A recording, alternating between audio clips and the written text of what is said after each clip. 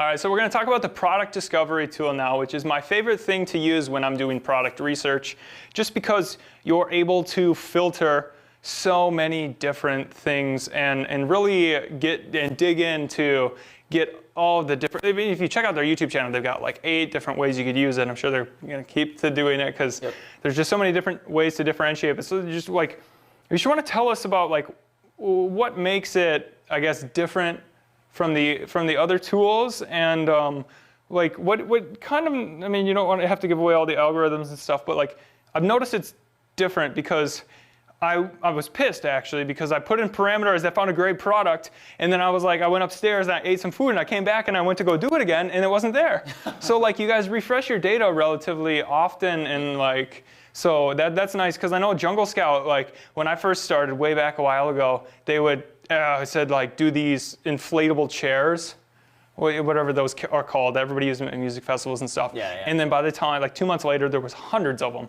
And there were some other products like that, and so it would always spit out the same data. So like, is there something going on that's like refreshing, and like you're not like taking data from people, whereas like other competitors might be, or like how does that work? Yeah, I mean, there's so many different elements that are different everywhere from, we're consistently updating our data and adding new products or like new data to our system. So we have a ton of systems in place that are going and constantly gathering new data to put into our product discovery tool. So if there's a new trend, a new product out there, new brands that are continually doing well, or what new categories added to Amazon, we're always just adding this stuff to our system and adding more data. So okay, so you're like constantly pulling info from Amazon? Yep, exactly.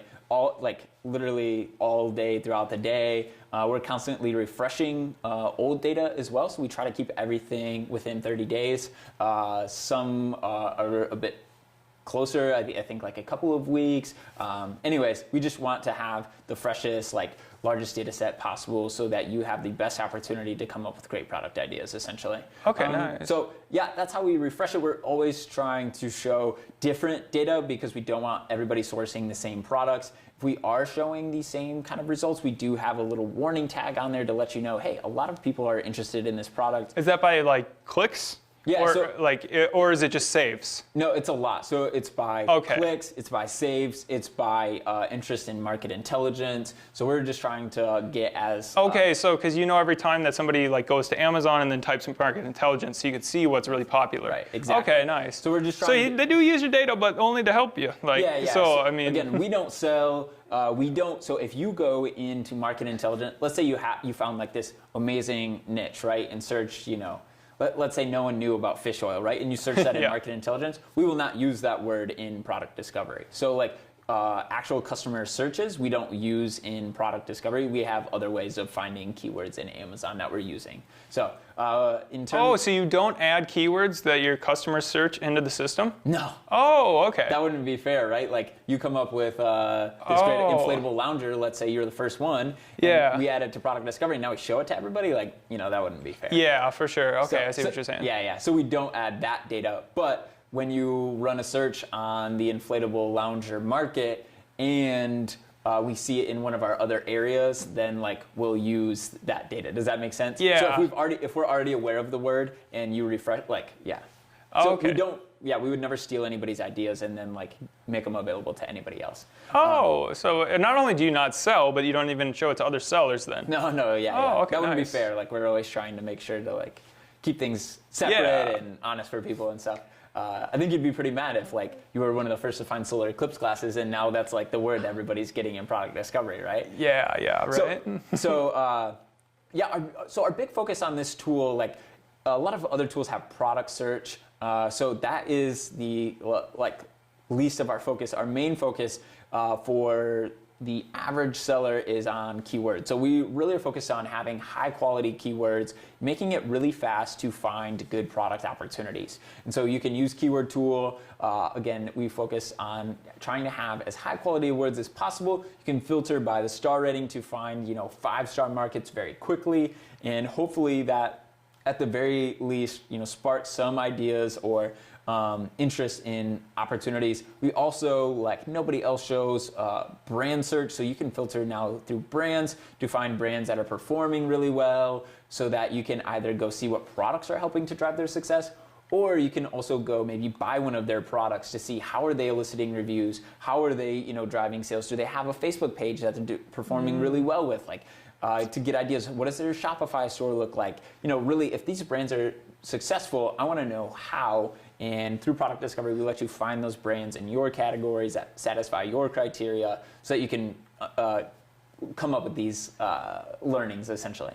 We also allow you to sort through Amazon's categories, and sorting through these categories allows you to potentially find niches of opportunity. So, finding under, beauty and then creams and face, like you can really dive deep to find niches of opportunity. And so it seems like larger sellers tend to like the brand search and category search because they find great opportunities, but it's not very direct, right? Like they don't want it to be super easy because if it's easy, a bunch of other people are probably finding it. Oh. But if you find this brand or this category and you like know how to sift through the data to find good opportunities, it's a lot less likely that other people are finding them because like you took all these, random steps. Yeah. So, anyways, there's just a ton of data where you don't have a product tracker because we're already tracking all of these products for you. So if you go use market intelligence, you're able to see all the trends in sales. And a lot of these products we've been tracking, for years. So there's no point in using or having a product tracker because we are naturally a product tracker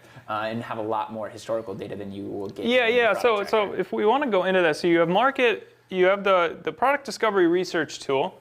But then you also have market intelligence. Correct. And so market intelligence is just like a sales estimator.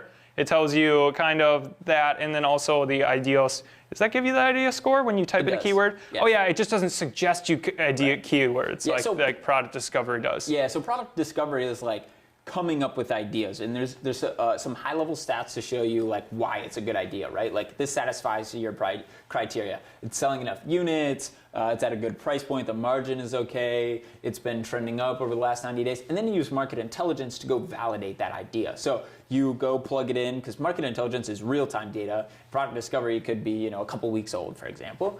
And also, so what market intelligence does is it shows you how has price been trending in this market? How have reviews and sales been trending in this market? What do my exact competitors look like? And basically, market intelligence is a lot more fine-grained, real-time perspective of the market. Oh, okay, nice. So then lastly, I want to say is that the data I've seen, it's more accurate than other estimators. Is there like a reason why? Yeah. So I know some of them just use the 999 trick and whatnot, but I guess you're in a unique position where you have customers that like you can like not like share their info with anyone, but you could correlate the BSR to the amount of sales. Is that kind of how you get such a better system? Yep. So we have billions of dollars in sales data. We also have historical bestseller rank for all of these products. And so what we've been able to do is map out for each market the relationship between bestseller rank and sales. And so we update our algorithms nightly, so it's always using the freshest data possible. And we don't use any 999 methods. Also, a big difference is how we actually look at bestseller rank. So BSR trends are like varies, hour to hour, day to day, week to week. And so, if you look at a teapot, let's just say, if you look at a teapot in the morning, the BSR is going to be different than at night because people, let's say, drink their tea in the morning, so then they realize they need a new tea kettle, and that's when they buy. Or maybe they only drink tea on the weekends. So bestseller rank will be different on the weekends than it is during the week. And so our tool takes into account all these fluctuations. We don't do averages or anything like that. We take into account all these fluctuations to build our sales estimate for that last month. So maybe you were out of stock, or maybe you ran a promotion. Like, we take into account all these fluctuations to build our sales estimate. Whereas Jungle Scout just looks, in other tools, just look at what your bestseller rank is right now. Yeah. And they assume that it's been the same over the last 30 days, and they give an estimate. It's just not true. Right, exactly. But then also, I guess, where you guys have very accurate data at the top and the bottom of the market. Yeah. Because I've looked with Jungle Scout, and some opportunities look ugly. And then I've looked with yours, and they don't look ugly. Yeah.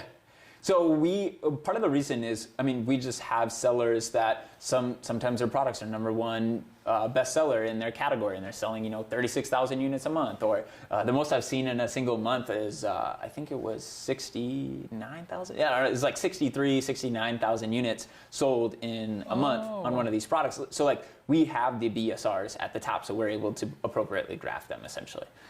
Oh, okay, that's where it makes sense. So because you have that, okay, that's why. Yeah, so very important to check out the market intelligence on your list on just the ideas, because it does make a very big difference. Because I mean, on my solar eclipse glasses, it was only saying that I was selling 300 units a day, and I was selling 3,000. Wow. Yeah, so 10x difference. Actually, Kevin David had a research video on YouTube, and he was looking at he's looked at solar eclipse glasses, and he's like, that's not bad. Like, they're making no money. They're doing all these giveaways, and he like pulled up my product. Oh, wow. And I was just laughing because I was like, no, this is totally wrong data here. Like, if you had the other one, then it would be a different story, and if you know who I was. But anyways, so yeah, make sure you use that. And yeah, the product discovery tool is cool. You don't need to use it. But it helps you save time. But the market intelligence is probably a good buy just to validate your idea, just because you want to get good, accurate numbers before you place an order on something. So. Yeah. I mean, you'd like to know how many units somebody is selling, or how have their sales been trending, or maybe there's a big spike in BSR and it's been dropping back down, and now you can say, oh, they probably ran a promotion, or like the big things are. Fidget spinners in February looked amazing. They're $20 a unit, and their BSR was amazing. But had you looked at the market intelligence graph, you could see that price started at $25, $30. Oh, so it has price trend. Yeah, so it has price trend, so you can see how price has been trending. So had you looked at fidget spinners in February, you wouldn't have jumped in because you would have seen price was dropping for that market. So, oh, okay. Yeah. Does it have average reviews over time for the first page? Yeah. It does? It has a review trend, and you can see how that's been trending. We'll also show you how sales year over year if we have the data. So yeah, we try to provide a good overview of the market so you understand how the market is trending versus like a couple of ASINs or something. Yeah, cool. Yeah. Well, definitely good info. And check out the tool if you guys want. And we'll move on to the next video.